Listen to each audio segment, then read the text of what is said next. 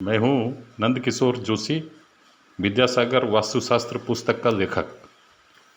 आज के इस वास्तुशास्त्र के अंदर आप सभी का स्वागत है।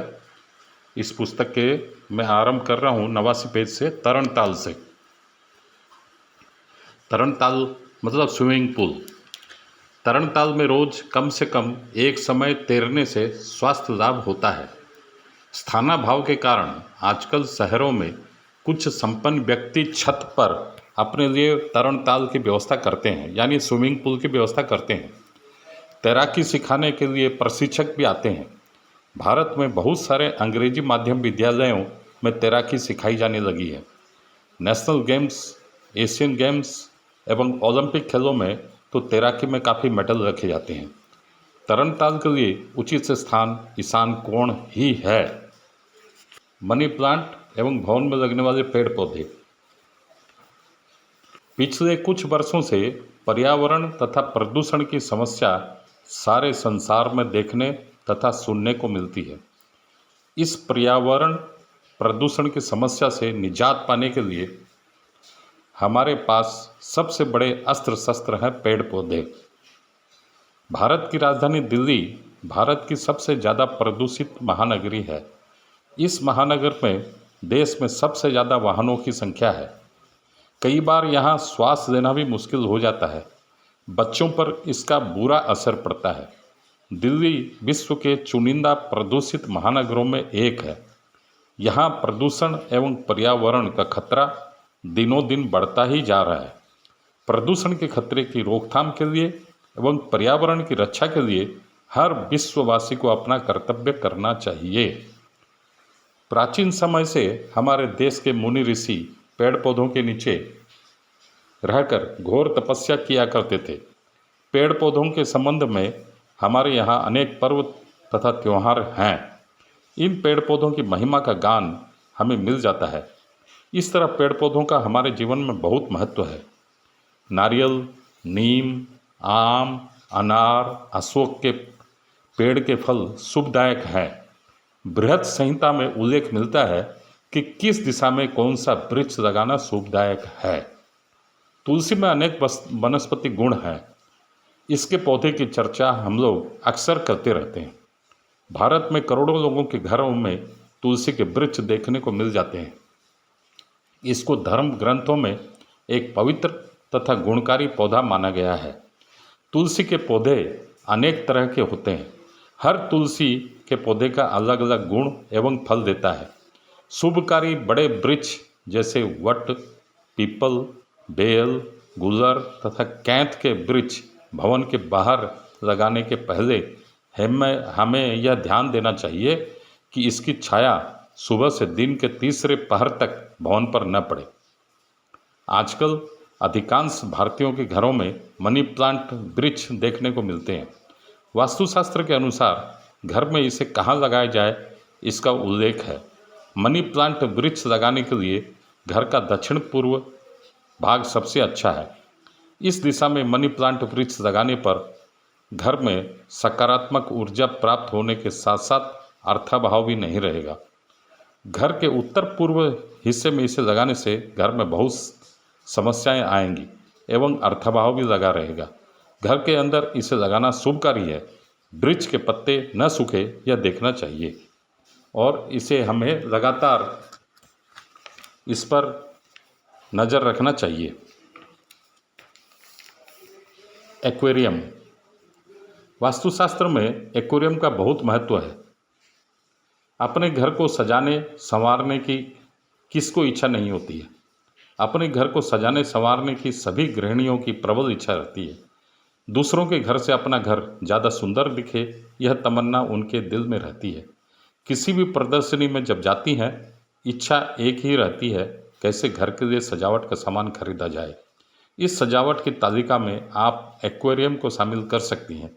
इससे आपके घर की शोभा बढ़ने के साथ साथ घर की सुख समृद्धि भी काफ़ी बढ़ेगी। वास्तुशास्त्र को ध्यान में रखकर यदि एक्वेरियम लाते हैं, तब घर के अंदर चारों तरफ खुशी की लहर दौड़ेगी तथा इसके साथ ही घर की आर्थिक परेशानियां भी दूर होंगी। वास्तु अनुरूप एक्वेरियम। एक्वेरियम को घर में ऐसे स्थान पर रखिए जिससे कि घर में प्रवेश करने वाले प्रत्येक की नज़र पहले उसी पर पड़े। घर के बैठक खाने में आप इसे रखें। शयन कक्ष में कभी भी एक्वेरियम को न रखें, इसके द्वारा मानसिक अशांति एवं सोने में बाधा आती है। एक्वेरियम में कम से कम 9 मछलियाँ रखें। इसमें 8 सुनहरी एवं 1 काली मछली रखें। इस काले रंग की मछली को मास्टर फिश कहते हैं। यह मछली एक्वेरियम को साफ तथा स्वच्छ रखने में महत्वपूर्ण भूमिका अदा करती है। 5. बच्चों में अच्छे संस्कार तथा अच्छी पढ़ाई के लिए एवं कैरियर में पदोन्नति हेतु एक्वेरियम को पूर्व उत्तर दिशा में रखें। 6. एक्वेरियम का पानी गंदा होते ही उसे तुरंत साफ करें। वास्तुशास्त्र में घर के अंदर या आसपास में गंदा पानी रहना अशुभ है। 7. एक्वेरियम को दक्षिण कोने में, दक्षिण पूर्व दिशा में, दक्षिण पश्चिम दिशा में एवं दक्षिण उत्तर दिशा में रखना अनुचित है। 8. एक्वेरियम में मछलियों के साथ एक छोटा कछुआ भी रख सकते हैं। फेंग शुई के मुताबिक यह भी शुभकारी है। यहाँ एक बात ध्यान देने की है कि कछुआ बड़ा होने पर नदी या तालाब में छोड़ दें। बड़ा कछुआ छोटी मछलियों को आघात पहुँचाता है एवं इसके साथ साथ मछलियों के आवास तथा खाद्य हड़प करता है। 9. बड़ी मछली हमेशा छोटी मछली को एक्वेरियम में आघात देती है। यदि आप ऐसा देखें तब तुरंत बड़ी मछली को नदी में छोड़ दीजिए, उसकी जगह नई मछली ले आएं। 10. फेंग शुई में अगर कोई मछली मर जाती है तो आपकी एक दुर्घटना टल गई, ऐसा समझा जाता है। 11. यदि आप कहीं बाहर जा रहे हैं तो पालक सब्जी के 3-4 पत्तों को उबालकर पानी में डाल दीजिए, इससे मछलियों को आहार मिल जाएगा। 12. अत्यधिक गर्म या ठंडा होने पर पानी पर इसका प्रभाव पड़ता है। पानी की तापमात्रा को सामान्य रखने के लिए उचित उपाय करें। 13. TV, radio, computer, mobile charger, tape recorder इत्यादि से एक्वेरियम को दूर रखें। 14. हिंदुओं के शास्त्रानुसार भगवान विष्णु के अवतारों में एक अवतार है मत्स्य अवतार। इस तरह एक्वेरियम को घर में रखना शुभ माना जाता है। घर के सभी सदस्य सुबह उठते ही सर्वप्रथम एक्वेरियम के अंदर की मछली के दर्शन करना उचित है। इससे सकारात्मक ऊर्जा प्राप्त होती है। सारे दिन भर के कार्य अच्छे से होंगे। 16. घर के बाहर जाने के समय जल पूर्ण पात्र में मछली के दर्शन होने पर यात्रा सफल होगी। 17. घर में रखी हुई एक्वेरियम को कभी भी खाली न रखें। बिन मछली के एक्वेरियम उदासीनता ला देता है, घर में अकेलापन अनुभव होता है। 18. आपके घर में अगर बड़ा एक्वेरियम रखने की जगह नहीं है तो इसके विकल्प के रूप में मछली के 100 पीस रख सकते हैं। बाजार में मिलने वाली कांच में या क्रिस्टल में बनी हुई डॉल्फिन और उछल कूद करने वाली मछली के 100 पीस मिलते हैं, इसको लाकर घर में रख सकते हैं। 19. सप्ताह में एक बार एक्वेरियम के पानी को साफ करें, इससे दुर्गंध नहीं होगी एवं मछली मृत्यु की आशंका कम जाएगी। पानी बदलते समय 10-20% पुराना पानी रखिए, इससे पानी में रहने वाले उपकारी जीव जंतु मछली को बचने में मदद मिलती है। बड़ा एक्वेरियम ही रखें, इससे खर्चा भी कम ही लगेगा। घूमने के लिए मछलियों को ज़्यादा जगह मिलती है। ठीक समय में मछलियों को खाद्य दीजिए। बाहर जाने पर एक्वेरियम की जिम्मेदारी किसी को सौंप कर जाइए। अंदर के यंत्रों को बीच बीच में साफ करें। बहुत प्रकाश वाली जगह में एक्वेरियम को रखें। 20. एक्वेरियम के अंदर मछलियों के उत्पन्न शोर शब्द ही घर के लिए बहुत शुभकारी हैं। घर में एक्वेरियम का स्थान अगर बारंबार बदला जाए तो नकारात्मक शक्ति उत्पन्न होती है। परिवार का कोई एक सदस्य मछलियों को खाना देना चाहिए। कमाल की चीज़ है झाड़ू।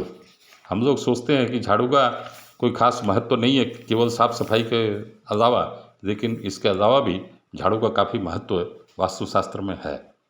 झाड़ू को कम न समझें। बड़े झाड़ू बड़े ही कमाल की चीज़ है। स्वच्छ भारत अभियान में इसकी बहुत ही महत्वपूर्ण भूमिका है। इसके बिना घर तथा कार्यालय में स्वच्छता की कल्पना भी नहीं की जा सकती। हमारे धर्म ग्रंथों में अनेक विधि विधान के संपर्क में चर्चाएं की गई हैं।